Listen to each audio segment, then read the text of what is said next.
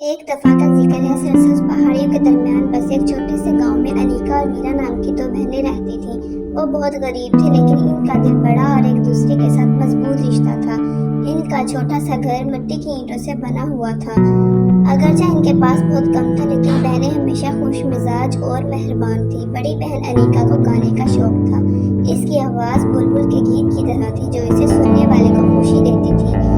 چھوٹی بہن میرا کو کہانیاں سنانے کا ہنر تھا۔ وہ سب سے زیادہ جادوئی کہانیاں بن سکتی تھی، جو ہر کسی کو حیرت اور ایڈونچر سے بھری دور دراز کی زمینوں تک پہنچا دیتی تھی۔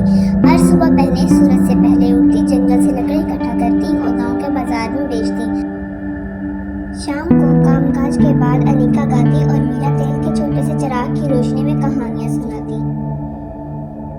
ایک دن جب وہ بازار سے گھر واپس آ رہے تھے تو انہیں راستے میں خوبصورت چمکدار کنکر نظر آیا۔ یہ سورج کی روشنی میں چمکتا تھا اور بہنیں اس کی خوبصورتی سے مسحور تھیں۔ انہوں نے اسے خوش قسمتی کے طور پر رکھنے کا فیصلہ کیا۔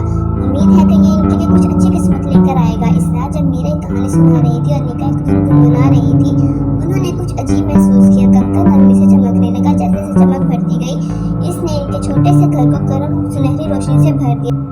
اچانک ایک چھوٹی سی چمکتی ہوئی شخصیت ان کے سامنے نمودار ہوئی۔ میرا جادوئی کنکر ڈھونڈنے کا شکریہ، پری نے کہا۔ میں کئی سالوں سے اس کے اندر پھنسی ہوئی تھی۔ اپنا شکریہ ادا کرنے کے لیے میں آپ کی خواہش پوری کروں گی۔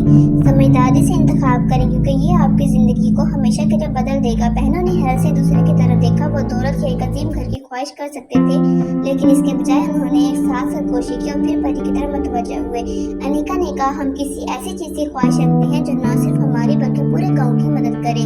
ہم چاہتے ہیں کہ کھیت فصلوں سے بھر جائیں اور نہریں تازہ صاف پانی سے بہہ جائیں، تاکہ ہمارے گاؤں میں کوئی بھی دوبارہ بھوکا یا پیاسا نہ رہے۔ پری ان کی بے لوث خواہش پر خوش ہوتے ہوئے مسکرا دی۔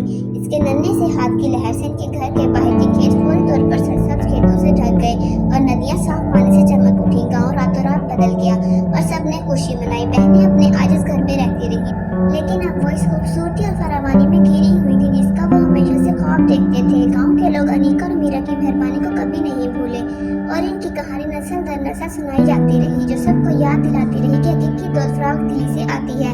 اور اس طرح دونوں بہنیں ہمیشہ کے لیے خوش و خرم رہیں۔ ان کا گاؤں ہمیشہ کے لیے ان کی مہربانی اور پریوں کے جادو سے خوش رہا۔